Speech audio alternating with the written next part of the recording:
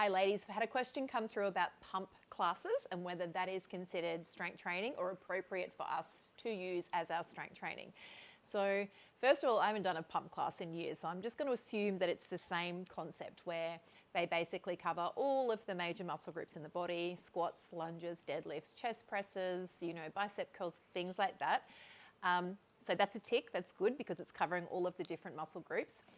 However, what I would say about pump is it's very high repetitions, which means we can't lift a very heavy weight, obviously, when the repetitions are high, and there isn't rest periods factored in. So where you're doing, say, even if you were doing 10, 20, 30 repetitions of your squats and then having a nice long break to be able to lift the weight again. It's a class that's continuous, moving from exercise to exercise that way. What we know about strength training, so strength training is obviously a very broad term, strength training, resistance training, and it encompasses anything really that's considered, lifting a load, whether that's using body weight, bands, weights, and all sorts of repetitions. When we think about strength training, there's something that we kind of talk about called a repetition continuum. So what we've kind of always thought, and what there's a lot of research on, is the rep range between sort of 1 and 5 or 6 is considered what we do for maximum strength training. So the amount of load we can move in certain exercises. And then there's the sort of the moderate reps, which is sort of between, say, 8 to 15-ish, maybe up to 20. They've always considered that to be hypertrophy training. So hypertrophy is where the intention is to increase the size of a muscle. So you can have hypertrophy but not be quite as strong as someone that doesn't have huge muscles but can actually move a load or a heavier load better. And then we have high repetitions, so sort of 20 upwards, as high as 30, 40, whatever. And that's considered endurance training. When it comes to skeletal muscle, so, biceps, quads, things like that, we have different muscle fiber types. So we have type 1 muscle fibers and then type 2 A and B. I don't really need to get into it too much, but just to understand that type 1 muscle fibers are the ones that are endurance fibers. They can go and go. They're not easily fatigued. But then we have our type 2 muscle fibers, and they're the ones that fatigue easily, but they're our strong fibers. So they give us strength and they give us power. To recruit type 2 muscle fibers, we need to be lifting a heavy load, because the way our muscles recruit is that the type 1 fibers will recruit first, and then if more effort is required to shift a load, the type 2 fibers will then be recruited second. That becomes really important for women. So when you think of, we've always got to ask the question, what is the intention of our training that we're doing? Because we want to obviously be achieving particular goals. Now that might be different for all of us in this program. But what I have been promoting is during this mid phase of life, so from about 35 onwards, 35 to 50, we're sort of in that perimenopausal phase of life where our sex hormone profile is changing. Estrogen is exiting the building, progesterone is exiting the building. And what happens with that is estrogen is our main anabolic hormone. So for men, it is testosterone. For women, it is estrogen.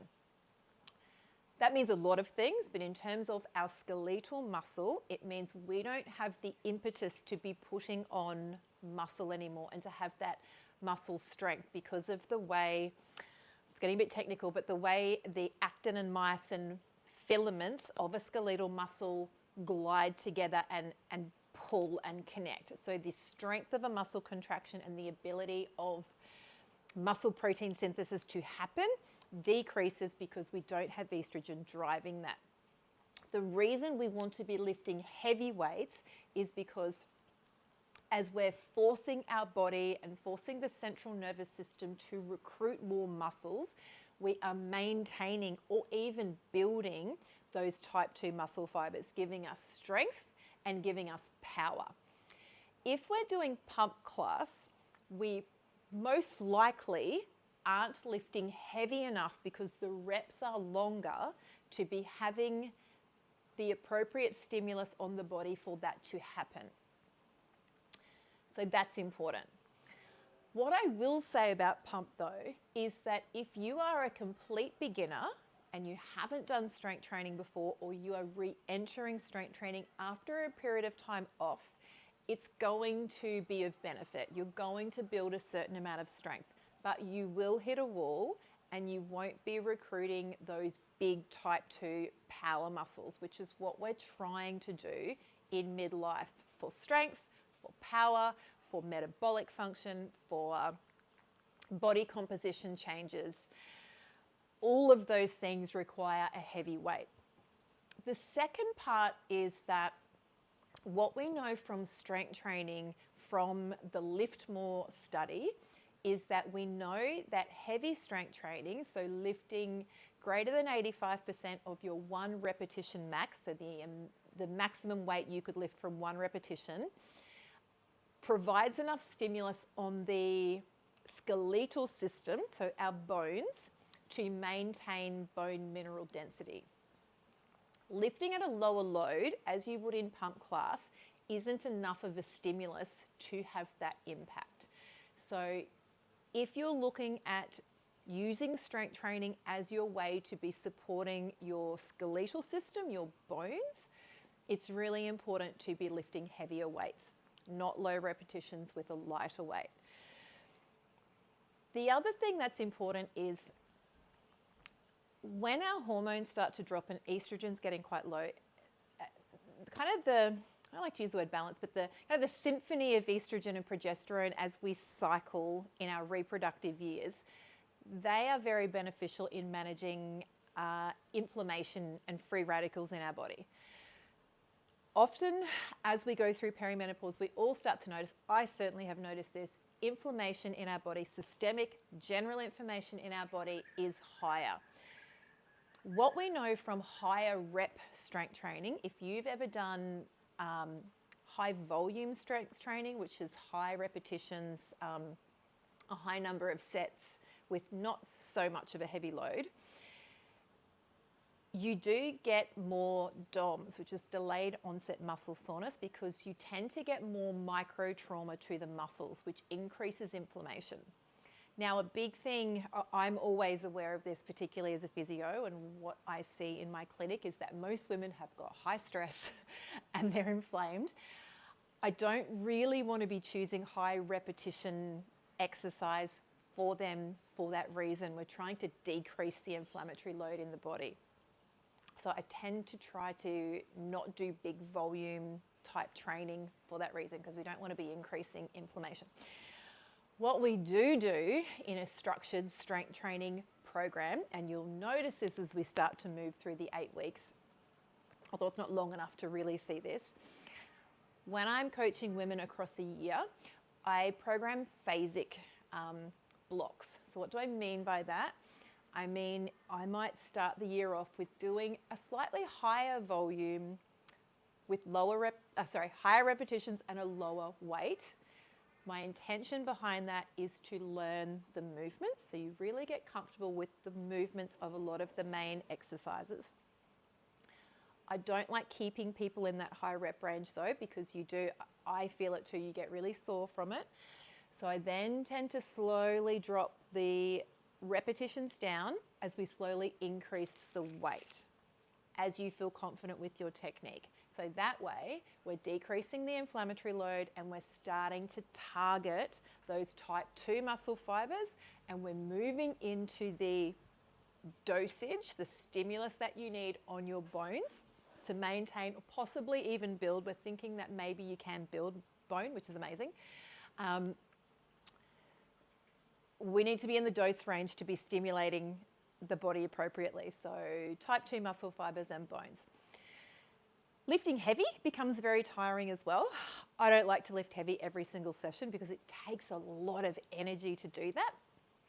So I will then go low reps. Then we might move into something like a tempo block, which is what we're currently doing in our program. So tempo is where You may decrease the load a little bit, but we're slowing the movements down. So the time the muscles are under tension is longer. So it's another way to stimulate those type 2 muscle fibers and bone without having to go really, really heavy. Then we might move into a different style of training. So we're constantly changing it up on the body, which helps to get a response because our body likes to become efficient and learn things and learn how to be efficient, which is a good thing. But it means we just need to do little interventions and try different ways to stimulate our body to continue to get a response. So long story short, I wanted to give you like a longer, more nuanced answer. Long story short, you know, pump class, first of all, if you love it, do it. I think that about anything. I was actually just talking to a girl today who's actually very fit, but she said to me, I know I'm not supposed to be doing long runs and doing these long exercise sessions, but I just really love it and I feel good. And I said, great, do it. You should do it. Like if there's things you love and it feels good and it works for your body, you need to do it. So if you love pump class, knock yourself out. You should do it. But if you feel like it's not having the right response for your body, then it might be worth changing it up. If you're new, it might be a really good entry point. And if you're coming back from, not training for a long time, yeah, maybe it's a great entry point, but you'll probably find that you will be limited with how far you will be able to go with a pump class. That's a long answer, but I hope it's helpful. And please let me know if you have any more questions.